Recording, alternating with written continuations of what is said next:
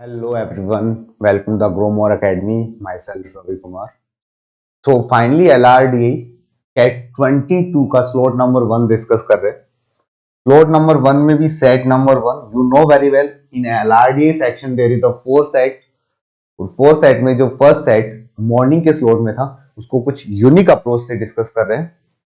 Set को solve करने के से पहले यू हैव एक डिस्क्लेमर कि अगर तुम्हें इसकी 100% एफिशिएंसी चाहिए तो just pause a video and जो भी सेट तुम्हारे सामने लिखा है उसको थोड़ा सा खुद से ट्राई करो 5 to 7 minute.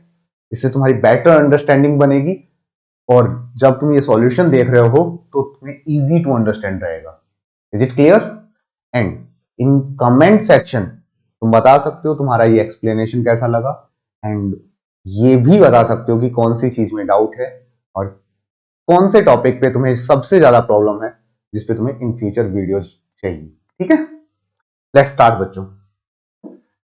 First of all read out करो.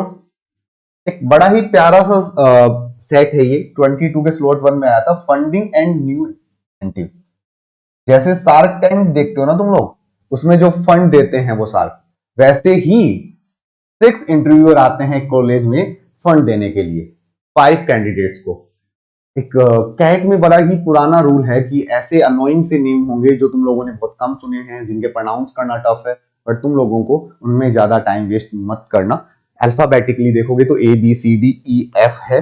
ठीक है, नाम भी ले सकते थे अदारा, वीथी, छाया, अनवी, अथर एंड फातिमा, बट मुझे नहीं लगता कि पूरा नेम लिखने की जरूरत है. अल्फाबेटिकली रीड करो. सेम ऐसे ही कैंडिडेट को भी तुम PQRST से प्रोनाउंस कर सकते हो. ठीक है, ये इंटरव्यूअर आते हैं एंड जस्ट फोकस करते हैं कि जिस भी कैंडिडेट के साथ वो जा रहे हैं उस कैंडिडेट को वो एक टोकन देते हैं. उस टोकन की जो फेस वैल्यू है 2, 3, 5, 7, 11 एंड 13. इन नंबर्स में कुछ कुछ देखा देखा नजर आ रहा होगा. You know that's the prime number. Yes, and ऐसी सिचुएशन में you have a condition that if a candidate received A face token of 2, 5, 7, for example मैं कैंडिडेट हूं एंड मुझे एक 2, एक 5 और एक 7 वैल्यू का टोकन मिला है, तो एक्चुअल में मुझे फंडिंग कितनी मिली है? जो भी टोकन मिला है उसके मल्टीप्लिकेशन को 1000 से मल्टीप्लाई करना है. जैसे 2 इंटू 5 इंटू 7 करेंगे तो ये कितना हो रहा होगा बच्चों? 70,000. 70 और मल्टीप्लाई बाई 1000. यस, जो कैंडिडेट है वो PQRST है, जिनको मिलने वाला फंड तुम्हारे सामने है 390, 210, 165, 7766. यू नो वेरी वेल कि इनके जो थाउजेंड्स हैं वो आपस में मल्टीप्लिकेशन के बाद हैं, राइट? तो अगर एक छोटू सा फंडा बताऊं तो इनके प्राइम फैक्टराइजेशन कर लेते हैं सो दैट अपने को आइडिया हो जाए कि कौन कौन से टोकन इनको मिले थे. आई थिंक समझ रहे हो? यस, अगर मैं 39 का देखूं तो ये 13 इंटू 3 होता है और 10 होता है 5 इंटू 2. तो इसको अगर तुम स्ट्रेट फॉरवर्ड लिखना चाहो तो ये हो गया 2 इंटू 3 इंटू 5 और इंटू 13. ये 390 का मल्टीप्लिकेशन है. 210 को लिखना चाहो तो ये हो गया 2 इंटू 3 इंटू 5 इंटू 7.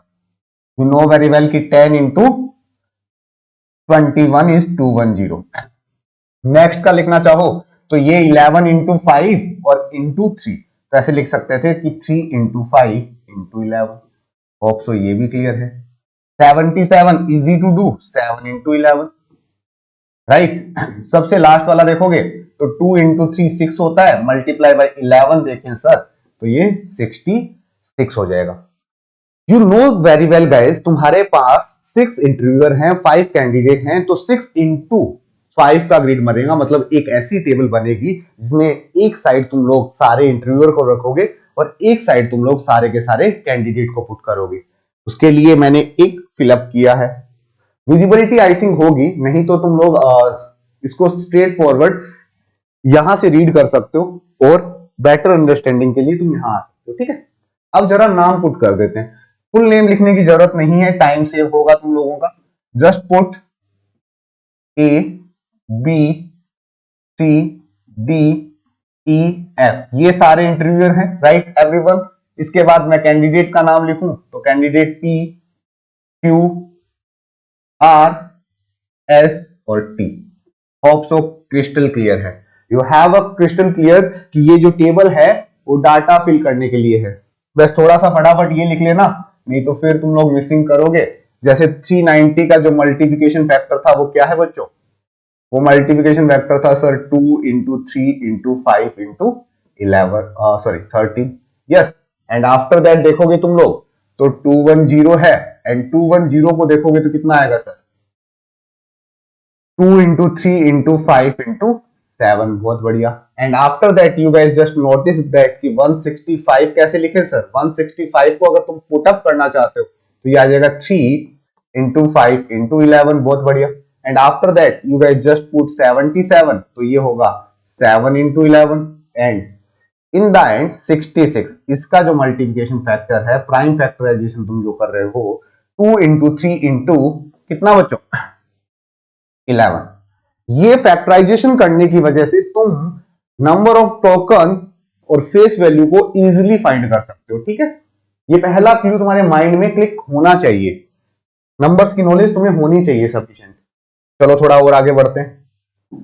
मैं अब जो एडिशनल कंडीशन है उसको रीड करने के लिए कहूंगा तुम्हें।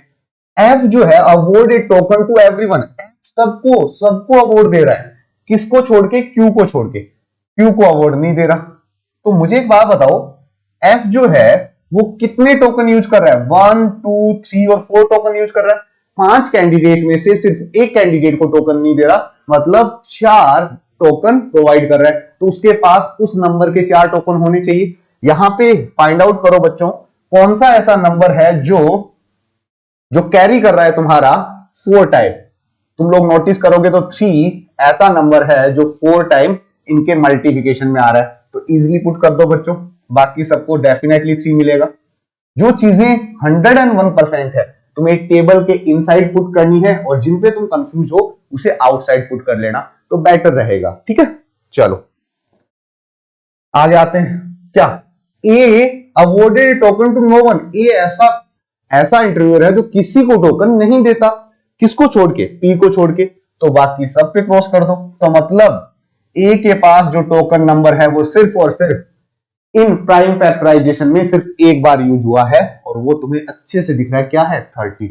यू गाइस जस्ट पुट 13 को यहां पुट करो। ये 13 पुट होते ही 13 और 3 का कॉम्बो ये बता रहा है कि 2 3 5 13 यूज होगा फॉर पी। तो पी को नंबर ऑफ टोकन 101% कितने मिले होंगे? 4 मिले होंगे। ये क्लियरिटी होगी। पहली लाइन को रीड करने के बाद तुम्हारे पास इतना डाटा विजिबल है। After that point number 2, receive highest number of token. R जो है वो highest number of token receive कर रहा है। ठीक है, अगर मैं हाईएस्ट नंबर ऑफ टोकन की बात करूं तो तुम्हारे पास कॉम्बो है 4 4 3 3 और 2। तो 4 ऑलरेडी है, तो तुम हाईएस्ट कितने कर सकते हो? 4 ही कर सकते हो। 4 से ज्यादा तो कर ही नहीं सकते। तुम्हारे पास 4 नंबर ऑफ टोकन आएंगे सर। बहुत बढ़िया। But C didn't received from E, but ये ई से रिसीव्ड नहीं करता। भैया जहां से नहीं करता उसको क्रॉस मारो। जहां से नहीं कर रहा, कहां से नहीं कर रहा? ई से नहीं कर रहा, इसको सर क्रॉस मारो। खत्म। इसके बाद तुम्हारे साथ ये लाइन इसी के साथ फिनिश हो गई। मुझे एक बात बताओ, तुम्हारे पास स्पेस कितना बचा है? सर मेरे पास स्पेस बचा है एक तो ये, एक ये, एक ये। I am left with only 3 places. और तुम्हें पता है कि अगर ये आर है तो आर के लिए that is the combo, that is the combo, क्योंकि ये ऑलरेडी आ चुका है। ये कॉम्बो ऑलरेडी यूज हो चुका है बच्चों। ये कॉम्बो ऑलरेडी पी के लिए यूज हो चुका है। यस, ये कॉम्बो ऑलरेडी पी के लिए यूज हो चुका है, तो ये कॉम्बो जो है वो आर के लिए यूज होगा। ठीक है, 4 वाला। तो ये डैम श्योर हूं मैं सर, इस बात के लिए डैम श्योर हूं कि ये जो 3 प्लेसेस है, ये जो 3 प्लेसेस हैं, यहां पे या तो 2 आएगा या 5 आएगा या 7 आएगा। कैसे पता चला सर? क्योंकि आई एम लेफ्ट विद 2 5 और 7।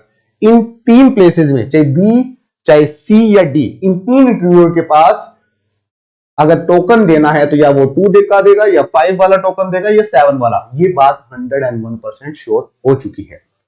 अब जरा देखना, यहां तक का सिनेरियो हो चुका है। थर्ड लाइन पढ़ते हैं। B awarded token to S. B ने किसको टोकन दिया बच्चों? बी ने एस को टोकन दिया। टिक कर लो, इजी रहेगा अंडरस्टैंड करने में। क्यू को नहीं दिया, यहां क्रॉस कर लो।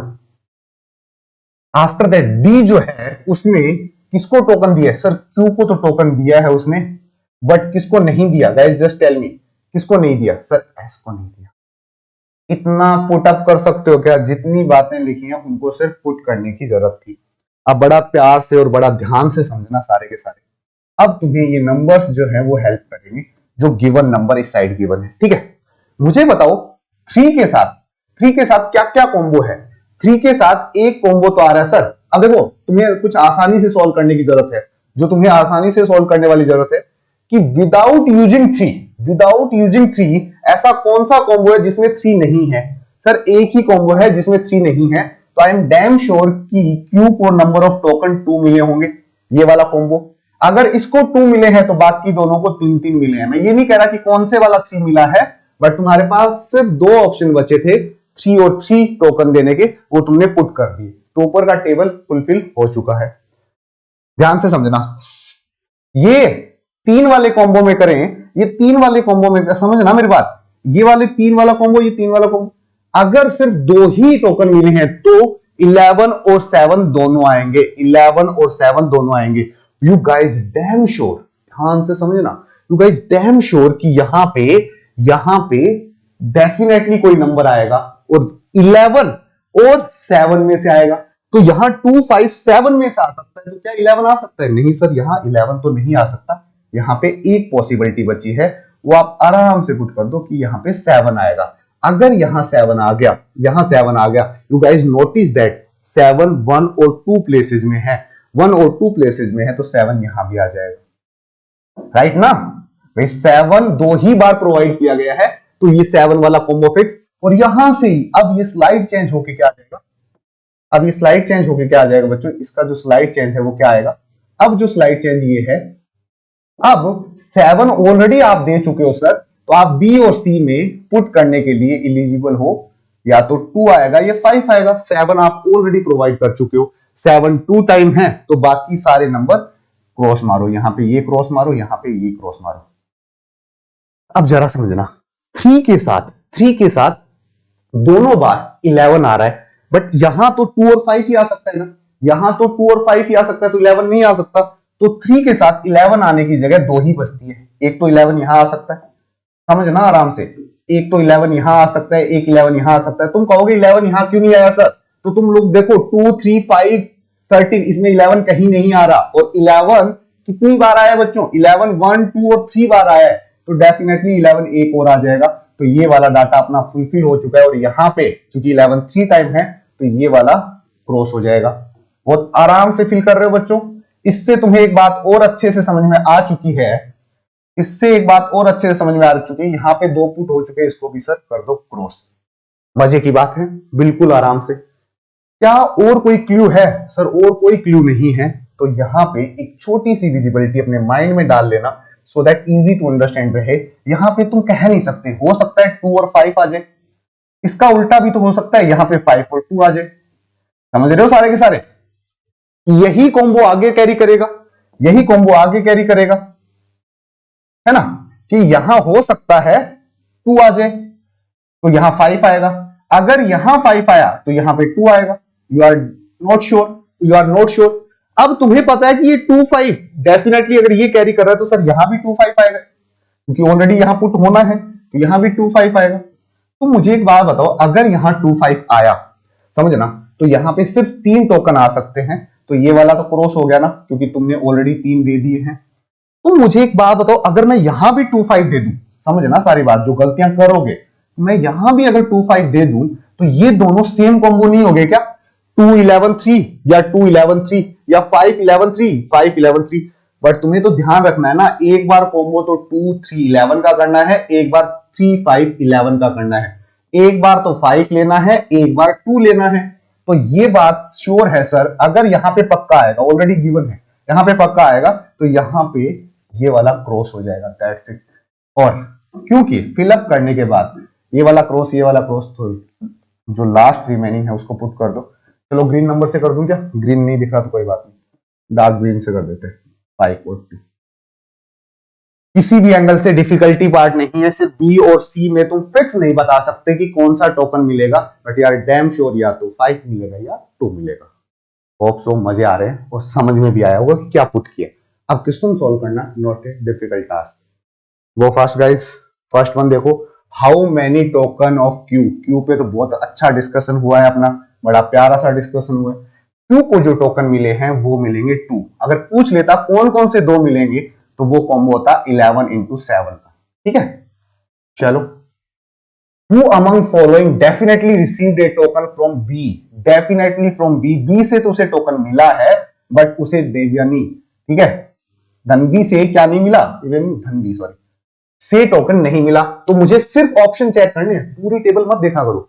मैं फिर टी को चेक करूं, टी को बी से टोकन मिला है तो ये तो यही क्रॉस हो गया, नहीं, टोकन मिलना चाहिए। आर को, सर आर को तो मिल रहा है, बट तुम लोग चेक करोगे आर को बी से तो मिल रहा है, आर को डी से भी मिल रहा है, डी से नहीं मिलना चाहिए था। पी, पी को देखोगे सर, पी को, ये देखो ये पी है, पी को बी से तो मिल रहा है पर पी को डी से नहीं मिल रहा, तो पी को क्या कर दो, टिक कर दो, ये डेफिनेटली मेरा आंसर होना चाहिए। एक बार क्यू और चेक कर लेते, सर क्यू जो है, क्यू ये वाली क्यू, क्यू को बी से मिल ही नहीं रहा, तो ये तो वैसे ही क्रॉस हो गया, तो इसका आंसर आएगा सी। राइट एवरीवन, बड़ा ही प्यारा सा और स्ट्रेट फॉरवर्ड आंसर था इसका। आगे देखो, how many token did Chhaya awarded. Chhaya ने कितने टोकन दिए हैं, सी को देखो बच्चों, सी ने कितने टोकन दिए हैं, यू नो वेरी वेल, 1 2 और 3। या तो देखो उसने, या तो उसने 5 5 5 वाला कॉम्बो दिया या 2 2 2 वाला कॉम्बो दिया है, तो उसने कितने अवॉर्ड किए हैं, 3 अवॉर्ड किए हैं। बट यू कांट डिसाइड कि टोकन नंबर क्या था, टोकन पे जो नंबर था वो 2 है कि 5, या तो 2 होगा या 5 होगा, होगा इन दोनों में से। उसने हाउ नहीं पूछा है तो तुम्हें बताना था। और समेरा ने कितने रिसीव किए बच्चों, एस ने कितने रिसीव किए, आराम से देखो, एस ने कितने रिसीव किए हैं, सर एस ने ऑलरेडी अपन सोल्व कर चुके थे, 3 रिसीव किए हैं। आगे आओ, which of the following amount of T, definitely T सबसे लास्ट वाला था क्या, टी को याद करो तुम्हें, ये देखो ये टी लास्ट वाला था, सो दैट तुम्हें दिखा दूं नहीं तो प्रॉब्लम क्रिएट करोगे, ये टी लास्ट वाला है। या तो देखो 11 3 5 आएगा या 11 3 2 आएगा। सर टी के लिए एक बात मैं डैम श्योर हूं कि 11 इंटू 3 तो आएगा ही आएगा। अगर आता है सर 5 तो उसकी फंडिंग होती है 165, जो 1000 टाइम बढ़ जाती है। अगर सर 11 3 तो आएगा ही आएगा, और अगर 5 की वजह 2 आया तो सर दोनों का मल्टीप्लिकेशन कर दो, 66 इंटू 1000। जो टी है उसको दोनों फंडिंग पॉसिबल है, 66,000 भी और 1,65,000 भी। Your answer is A and B.